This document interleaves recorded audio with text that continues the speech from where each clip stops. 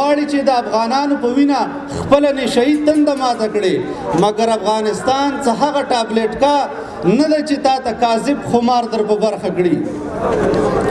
بلکې افغانستان هر دښمن ته د زهرو او زقومو هغه پیاله ده چې په څښلو یې د بدن ټول حجرات له منځه ځي. ته ځان سره سوچ وکړه، سوچ فکر وکړه، وخت دې نږدې شوی دی، کاسه دې ډکه شوې ده، الله دې زما په لاس باندې مردار کا. زما استاد سرتیره جدا دی، زما سرتیره د مدرسې نه فارغېږي، د پوهنتون نه فارغېږي، قرآن زده وي، احادیث د محمد رسول الله زده وي، او ستا سرتیره نه پلار معلوم دی نه مور معلومه ده، چېرته پیرامنډایي کې غټ شوی دی، د غرب په کلیساو کې روزل شوی دی. ای ربه زړونه یې سخت کا، ایمان نه راوړي تر څو چې دی عذاب علیم لیدلی نه وي، دی هم نه سمیږي، منافقانه انداز په منافقت باندې چلیږي د ټولو اسلامي ممالکو سره، او بیا خاص کر زموږ نه خو نه قلاریږي. نو الله رب العالمین دې زموږ او ستاسې په لاس باندې ختم کړي، الله رب العالمین دې پکې د اسلامي نظام بیرغونه ورپوي. وزیر دفاع ته ویو چې د دفاعي حالاتو نه وځه، په تعرضي حالاتو باندې اعلان وکړه، ولس دې تر شا ولاړ دی. اغزنتار د منما ته څومره زورورې د شته پوځ نه زیاتې که د چندې شي لښکرې غلطه مفکوره د تور کارغه به پوره نه شي، ککره د افغان که په ماشینه رانه شي. تکبیر! تکبیر! زنده‌باد افغانستان اسلامي امارات! مردباد تور پنجاب! مردباد پاکستان خبیث هیڅای! مردباد. ما غوښتنه د پاکستان د سیاسیونو نه هغو نه ده، په هغوی کې د جیدو علما کرامو نه د شیخ القرآن والحدیث مولانا محمد طیب طاهري نه ده، زمونږ د مولانا محمد ادریس صاحب نه ده، د مولانا فضل الرحمن نه ده، د نورو ملت پالو ګوندونو مشرانو نه ده چې د خپل کم اجیران چې کم دي د دیو هغه پردي تالسټي او مزدوران دا دې وتړي، دا که شهباز شریف دی او که عاصم منیر دی دا باید وتړل شي. د کونړ ټول ولسونه پر دې پاکه خاوره د پاکستان ظالمانه تجاوز او بریدونه په کلکو ټکو غندي،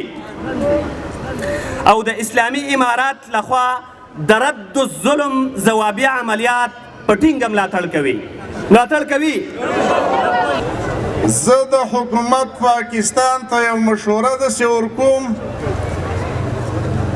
چې حکومت موږ افغانستان او ولسونو ته د ډېر په سپکه باندې وکتلی.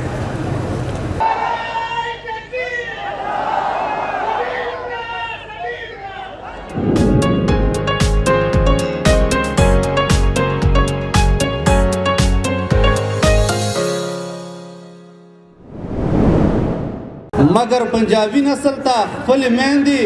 په زانګو کې د افغان په نوم اخیستلو خوب ورولي او ورته وایي چې خاموش پټان آ گیا. نو ټیکهدار صاحب په هوش راشه، له افغان سره ډغره وهل له خپل سر ماتولو پرته بله معنا نه لري. افغان ویاړلي ولسونه د خپلو برحقه نظامونو سره تل څنګ په څنګ ولاړ دي. ټیکهدار صاحب په دې پوهه شه چې لنګ هیڅکله د لنګۍ د مقابلې توان نه لري. ټیکهدار صاحب د دې غیرتي ولسونو د جذبې که یو ځل توفاني شوې نو ستا غوندې ډېرې خځلې به له مخې لرې کړي. ټیکهدار صاحب زما د ماشومانو، میندو، بوډاګانو او ملکي وګړو وینه بې انتقامه نه ده. ټیکهدار صاحب ته په جګړه معتادي او غواړي چې د افغانانو په وینا خپله نشهیي تنده ماته کړي، مګر افغانستان څه هغه ټابلیټ کا نه ده چې تا ته کاذب خمار در په برخه کړي، بلکې افغانستان هر دښمن ته د زهرو او زقومو هغه پیاله ده چې په څښلو یې د بدن ټول حجرات له منځه ځي. دا چې تا هم په دې زهرجنه پیاله خوله ایښي نو زر ده چې ته به هم ذره ذره او کاذب او پیوندي وجود به دې په برخو ویشل شي. د کونړ غیورو مجاهدو په دین او وطن مینو ولسونو د حق په مقابل او د ظلم خلاف اوچتولو دې غونډې ته راتلل مو په لیمو خدای مراوله. او رسول الله صلی الله علیه وسلم فرمای الله رب العالمین ظالم له مهلت ورکوي، خو البته چې کله راونیسي لم یفلته به یې نه پرېږدي. نو یقینا چې زمونږ ګاونډي ظالم دی، د پخوا راسې په موږ باندې ظلمونه کړي دي او یاد ولرئ هر څه چې وایي هغه سپاني دي. خو زما په خپل نظر باندې د افغانستان ترقی، د افغانستان آبادی، د افغانستان پروژې دا نه دي خوښې، د افغانستان استقلال او ازادي نه ده خوښه. د افغانستان نه خپل غلام جوړوي.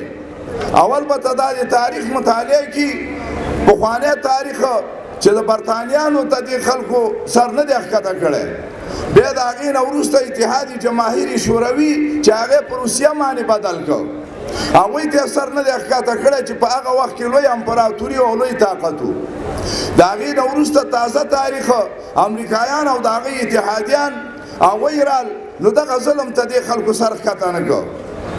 البته زمونږ د شهداو وینې هغه لا وچې شوي نه دي، او د هغې ښه مثال د ټول افغانستان لپاره او بیا د کونړ ویاړ د کیرالي دغه شهیدان دي چې پراته دي. ويحب الوطن من الایمان. خو البته که بنده که په نصوصو کې فکر وکړي، قرآني آیاتونو کې وکړي، احادیث نبویو کې وکړي، نو د وطن مینه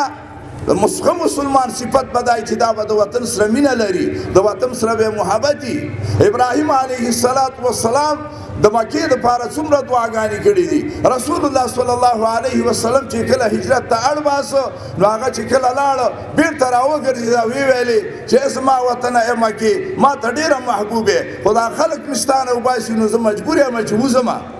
نو دا زمونږ ملک دی، دا زمونږ وطن دی، په دې کې زما مدرسه ده، په دې کې زما مسجد دی، په دې کې زما عبادت دی، په دې کې زما دیره ده، په دې کې زما مړی ژوندی دی. د الله رب العالمین د نعمتونو هیڅ حساب نشته. خو لوی نعمت په موږ او تاسې باندې وروسته د اسلام نه دا دی چې الله رب العالمین اسلامي نظام راکړی دی، اسلامي حکومت یې راکړی دی. او تاسې باور وکئ چې دنیا فقط دا نوم هم نشي برداشت کولی چې اسلامي امارت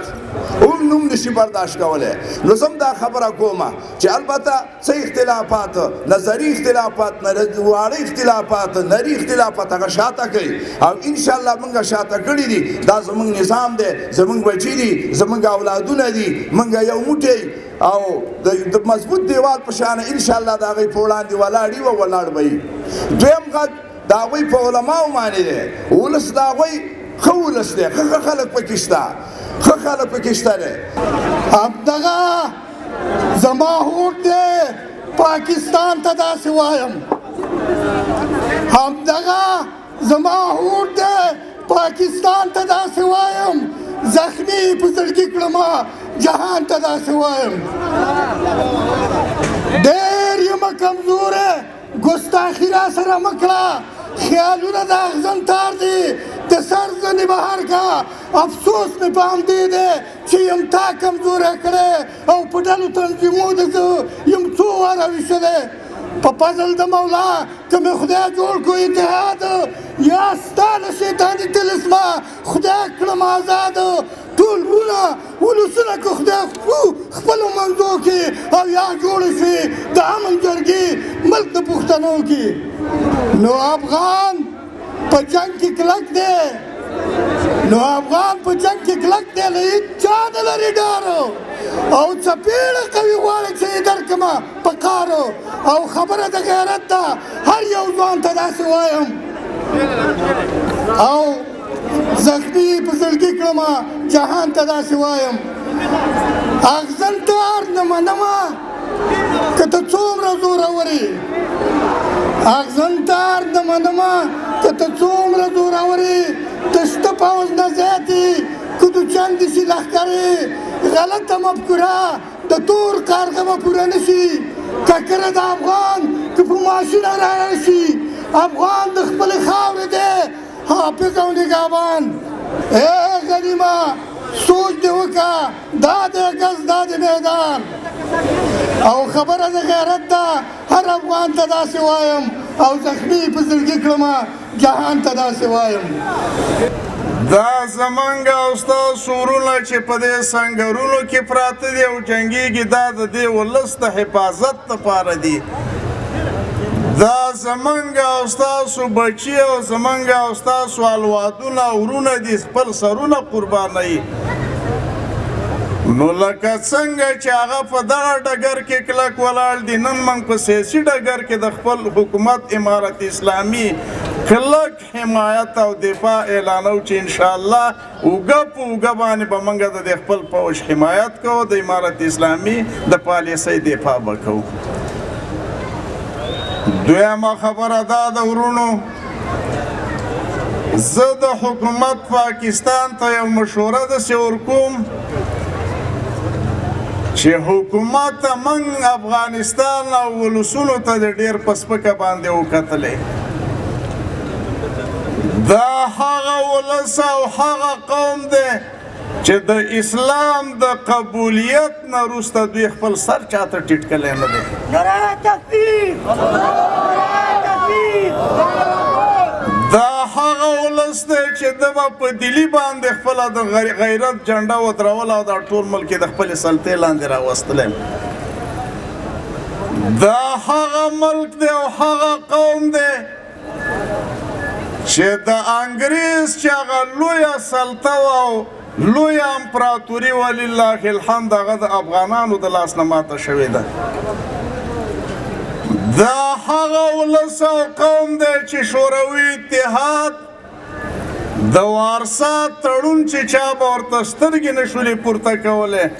نن د افغانستان ولس د وجې نه هغه تس نس دی او دړې وړې دی افغانان چې دی دا یو باشهامته قوم دی په دې رابطه سعدي یو شعر کې وایي چې خدا به روز ازل حسن به ترکان داد زلف پیچیده و موی سیاه به ایران داد ناز و کرشمه بر عالم هند غیرت و احسان به افغان داد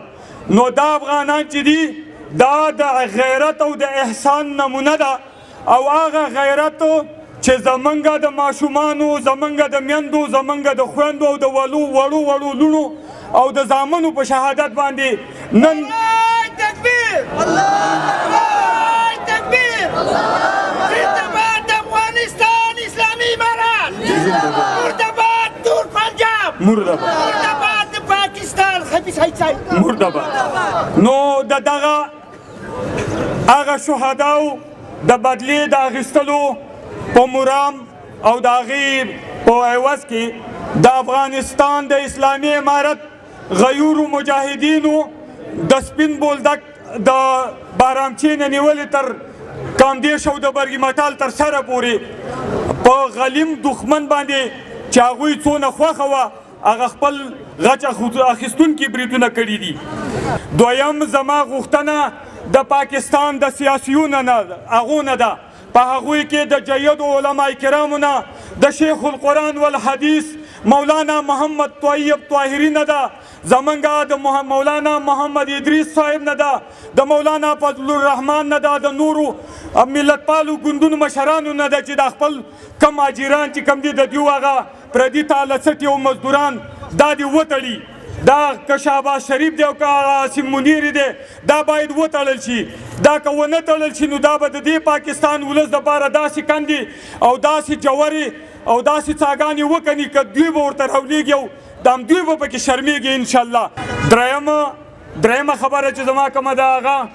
د دې سټیج د لارې نه د خپل د کونړونو ولایت د ورونو قومونو د استازولۍ باندې او بیا د سیند دریو د ناړۍ ولسوالۍ په استازولۍ باندې زه خپل امارت اسلامي ته ډاډ ورکوم ډاډ موږ بې تنخواه موږ ستاسو نوکران یو موږ ستاسې سربازان یو موږ هر قسم تجربه لرو هر قسم سلاح په ډزولو کې تجربه لرو انقلابونه هم د سر نه تیر شوي دي او هر قسم سلاح په استعمال کې مهارت هم لرو هیڅ قسم مشکل نشته د هر مورچل تم کلیږي موږ تیار یو او که هر مرکز را باندې سادي دی تم تیار یو د درنو مشرانو کشرانو ځوانانو سپین ږیرو علما کرامو سرتیرو په اجازه په بغداد کې یو عالم وایي میږي ته چې الله په قهر شي وزر یې وله وکړي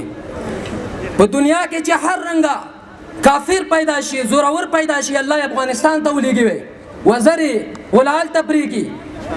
انګریزان راغله افغانستان ته څلور حملې په افغانستان وکړلې زمونږ او ستاسو پلرونه او نیکونه راپورته شو بهترینه جګړه مشهوره جګړه د میوند جګړه ده ځان له زمونږ او ستاسو پلرونو ځوانانو پکې ونډه نه واخیستې زمونږ او ستاسو خویندو پکې ونډه اخیستې وه د هغې د جملې نه ملاله میوند راځي بیرغ په لاس کې اخلي څه وایي که په میوند کې شهید نشم خدای ګلالیا بېننګۍ له دې ساتمه هغه نه وروسته د دنیا جابرو حکومتونو درس وانخیستو روسان راغله افغانستان ته په 1999 کال په اسلامي خاوره یې یرغل وکړو زمونږ او ستاسو پلرونو نیکونه پورته شو د دغه ظالمانو پر وړاندې ټوپک نه و توپ نه و یو جذبه نه وه هیڅ شی نه و اتفاق و اتحاد و چا سره په لاس کې لور و چا سره ډانګی و چا سره مارکوړ و هماغه روسانو چې په دې کونړ کې مات شو دغه نه وروسته امریکایان راغلو د روسانو نه درس وانخیستو انګریزان افغانستان ته راغلو هماغه و چې په 2001 کال په بهانه په افغانستان یرغل وکړو او د دې ځای نه په 2021 کال د افغان غیور مجاهد ملت د یو ځای کېدو او د یو ځایوالي په ترڅ کې له دې هېواده ووتو پنجابه واوره زما او ستا مشرانو ترمنځ فرق شته فرق واوره زما او ستا مشران زما د مشرانو پیداوار مدرسه پوهنتون دی ستا د مشرانو پیداوار ایرا منډیي او غربي کلیساوې دي ته راته ووایه تکبیر زنده‌باد افغانستان اسلامي امارات زنده‌باد افغانستان علماء حق زما او ستا سرتیره جدا دی زما سرتیره د مدرسې نه فارغېږي د پوهنتون نه فارغېږي قرآن زده وي احادیث د محمد رسول الله زده وي او ستا سرتیره نه پلار معلوم دی نه مور معلومه ده چېرته په ایرامنډایي کې غټ شوی دی د غرب په کلیساو کې روزل شوی دی بله ورځ مې د سرتیري نه پوښتنه کوله موږ د کونړ مجاهد غیور ولس آمده یو ځوانان سپین ږیره آمده یو چې لیکې ته لاړ شو وایي ضرورت نشته تاسو په ځای کښېنئ وخت نشته ما ته د خالد بن ولید رضی الله عنه خبره رایاده شي کله چې په شام حمله وکړه 10 لاکه 80,000 پوځ مقابلې ته 22,000 صحابه روان دي کله چې د 80,000 پوځ مقابلې ته 80 صحابه راووتو نو خالد بن ولید رضی الله عنه په دغه ورځ 15,000 کفار مردار کړي کله چې د مسلمانانو لیکې ته راغلی ابو عبیده بن جراح رضی الله عنه ورته وایي ته کښېنه ته ستړی زخمي شوی زه به لاړ شم هغه ورته وایي نه زه به الله ته څه جواب ورکوم زه به عمر فاروق رضی الله عنه ته څه جواب ورکوم چې تا د 80,000 پوځ مقابلې ته 80 نفر ویستي زه به خپله ځم او دغه انتقام به تې اخلم د افغانستان اسلامي امارت نه هیله کوو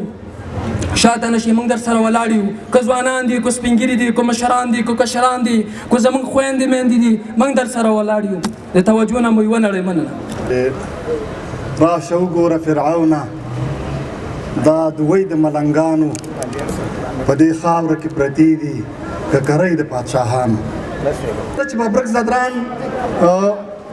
کله چې ببرک زدران دغه خبره واورېده نو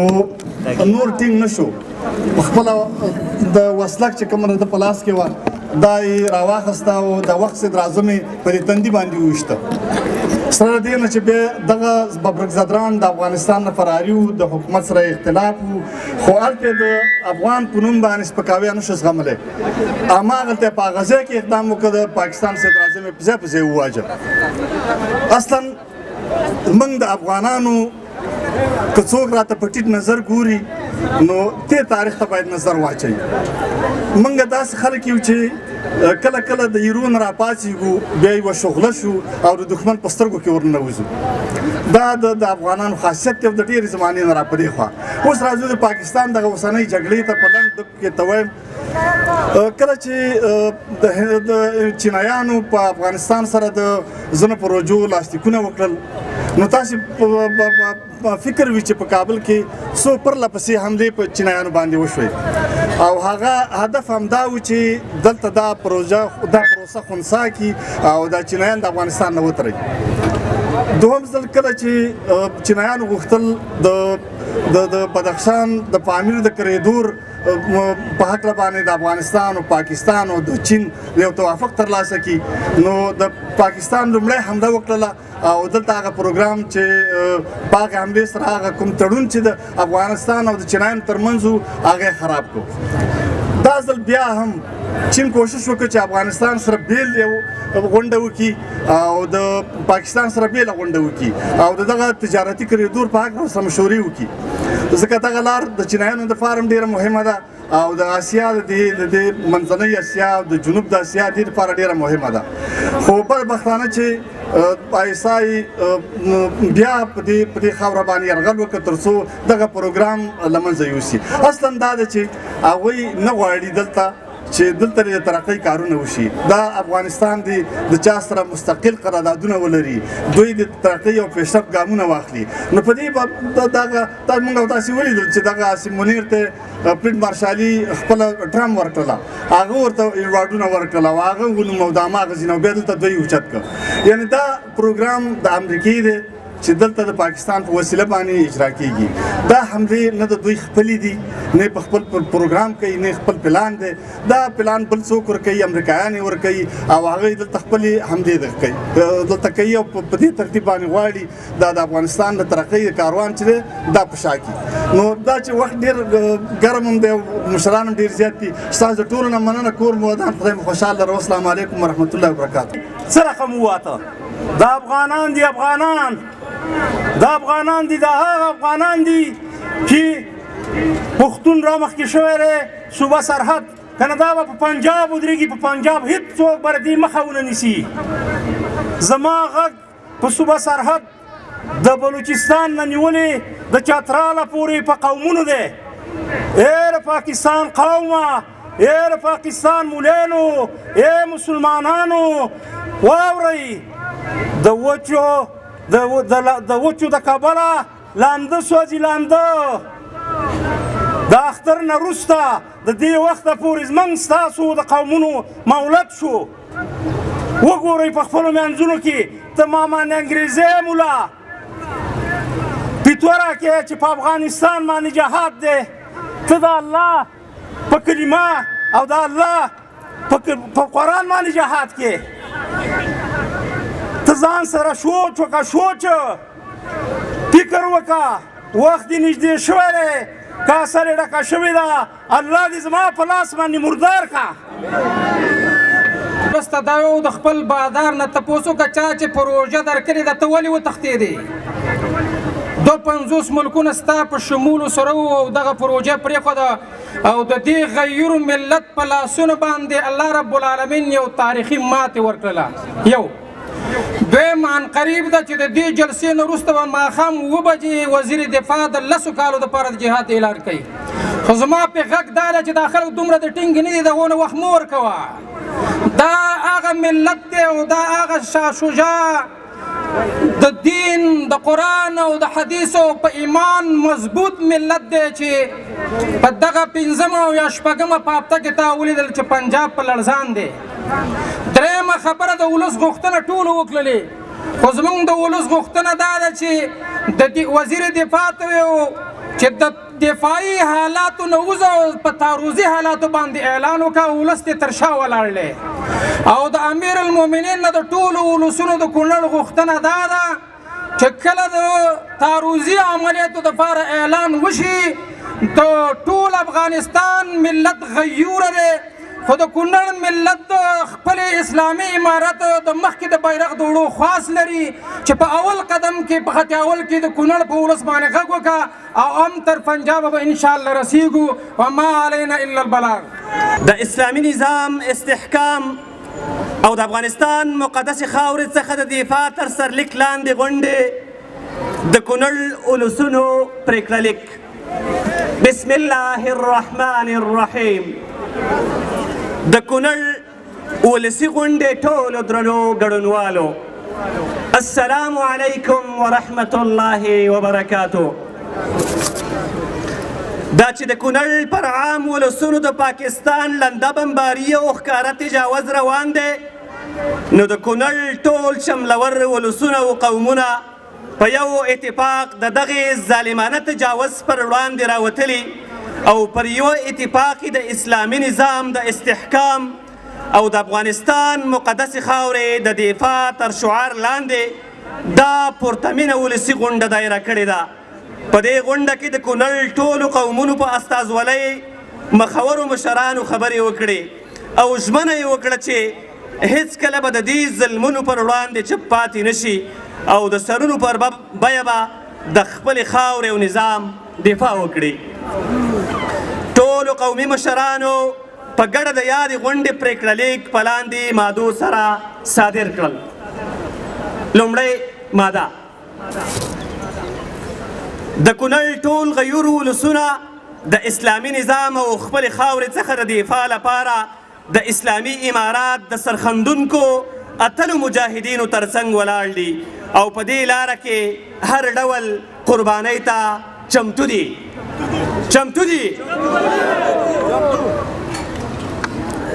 دویمه ماده: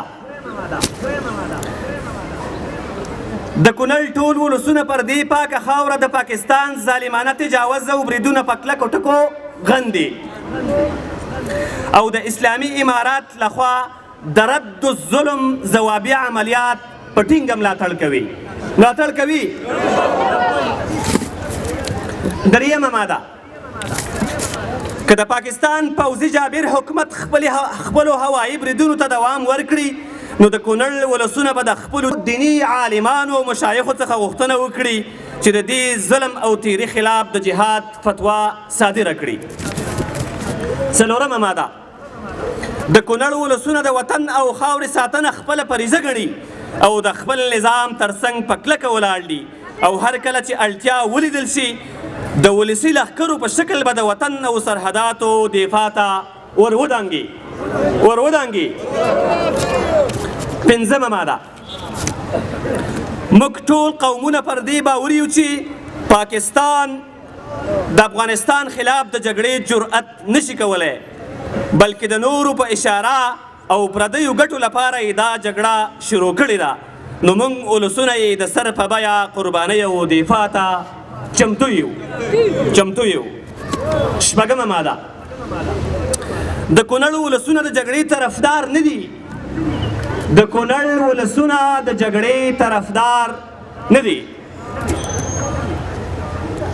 خو تپل شوي جګړو پر وړاندې درېدل او خپلې خاورې څخه دفاع د ځان حق بولي او هیڅ ډول تجاوز به بې ځوابه پاتې نشي. اومه ماده: دا چې د دې جګړې اصلي قربانیان زموږ ولسونه دي او دا ولسونه د پاکستان ولسونو سره ګډ ارزښتونه او خپلمنځي اړیکې لري نو د پاکستان له ولسونو څخه غوښتنه کوو چې خپل حکومت د دې تجاوز او ظلم څخه منع کړي. والسلام علیکم ورحمة الله وبرکاته. زنده باد افغانستان، زنده باد اسلامی امارات، زنده باد د اسلامی امارت سرخندونکي مجاهدین.